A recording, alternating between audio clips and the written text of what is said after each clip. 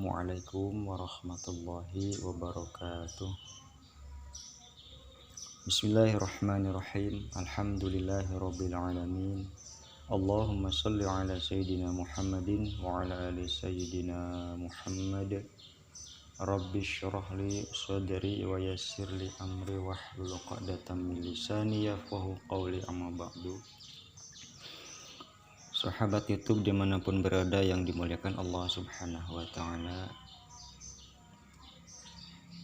kali ini sedikit kita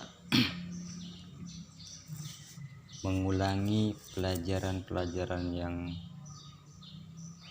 dahulu pernah kita alami, mungkin kita waktu kecil, masalah membaca huruf hijaiyah ya,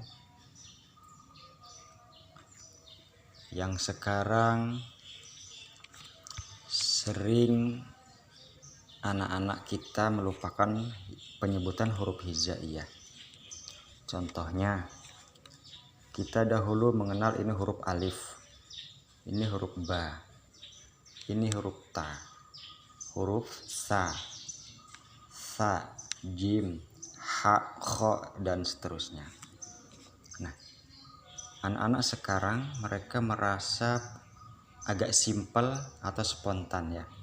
Huruf alif dibilang a, huruf sin misalnya dibilang sa, shin dibilang sha, sod dibilang so, bahkan huruf jim dibilang huruf ja.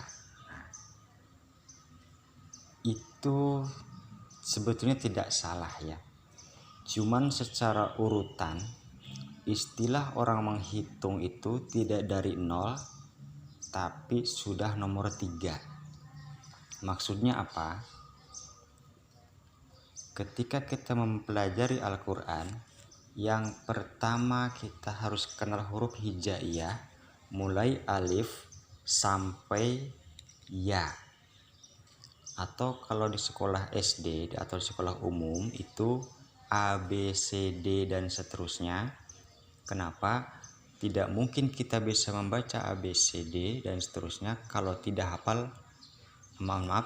Tidak mungkin kita bisa menulis atau membaca kalau tidak hafal huruf A, B, C, D itu tadi. Sama, Al-Quran pun tidak ada bedanya.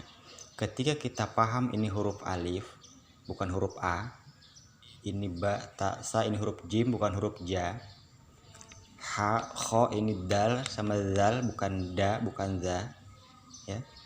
Nah, memang itu tidak ada salahnya, cuman terlalu agak melompati urutan ya.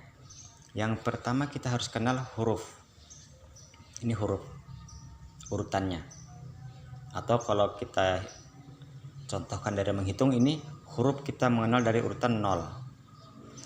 Kemudian habis 0 nomor 1 kita urutannya adalah mengenal harokat. Kalau baris di atas namanya harokat fathah. Adanya alif ini kalau bisa dibaca A karena ada harokat fathah. Tapi kalau hurufnya alif tunggal, alif saja tanpa ada baris di atas namanya fathah, itu tidak bisa disebut atau dibaca A, tetap huruf alif. Bisa disebut atau dibaca A ketika ada baris di atas, namanya fathah.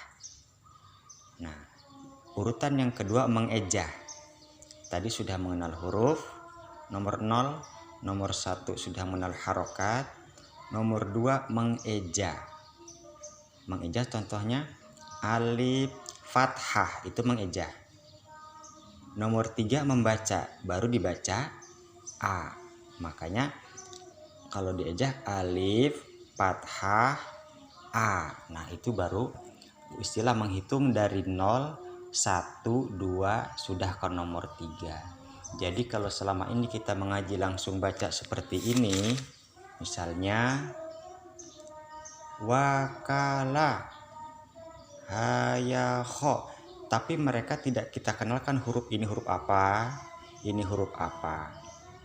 Sementara mereka taunya ini ka, ini la, padahal hurufnya kaf. Ini huruf lam, bukan huruf la. Kenapa dibaca ka?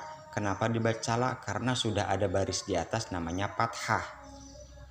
Kalau dieja, kaf, fathah, ka. Lam, fathah, la. Itu baru sempurna. Nah, yang menjadi pertanyaan, kalau anak-anak kita tidak mengenal huruf hijaiyah, alif, ba, ta, sa, jim, ha, kha, dal, dan seterusnya, bagaimana kalau ketemu huruf di awal surat seperti ini? Apakah akan dibaca alama? Atau yang ini akan dibaca alamaso? Atau ini akan dibaca alaro? Dan seterusnya? Atau ini akan dibaca hama begitu? Nah, ini kesalahan kalau kita tidak mengenali huruf hijaiyah sebelumnya. Nah, kita lihat. Padahal kita sendiri sudah diberi contoh pelajaran di awal surat Al-Baqarah itu ada huruf alif, lam, sama mim. Tapi ketika anak-anak kita mempelajari Iqra, mereka langsung ini huruf mengatakan huruf A. Ini huruf la. Ini huruf ma. Berarti kalau ini disebut huruf A, ini huruf la, ini ma, di sini akan dibaca alama begitu. Nah, ini kita perlu koreksi atau kita perbaiki. Jadi pentingnya mengenal huruf hijaiyah. Alif di sini yang berdiri alif tetap hurufnya tidak berubah. Lam, mim.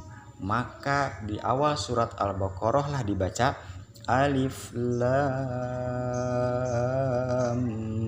mim. Ya. Kemudian nanti insya Allah akan saya buat lagi video berikutnya tentang membahas bacaan ini.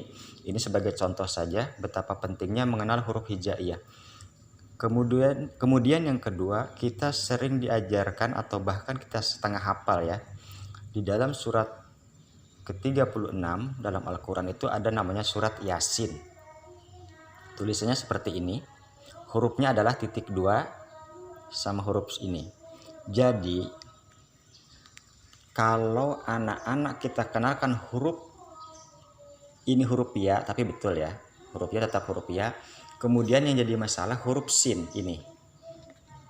Huruf sin, kalau anak-anak tidak menyebut huruf sin, dia langsung menyebut huruf sa. Berarti surat ke-36 dalam Al-Quran ini bukan surat Yasin, surat Yasa. Kenapa? Mereka tidak kenal dengan huruf yang namanya sin. Padahal sudah jelas hurufnya huruf yang pertama huruf ya sama huruf sin, maka dibaca surat Yasin. Yang fathah berdiri itu 2 harokat, yang ini ada mad di atasnya menjadi 6 harokat. Cara bacanya Yasin, bukan Yasa. Nah, insya Allah mudah-mudahan ini sedikit yang bisa dijelaskan, menjadikan ilmu yang bermanfaat, yang barokah untuk bisa mengembangkan kembali kekurangan-kekurangan kita dan bisa mencari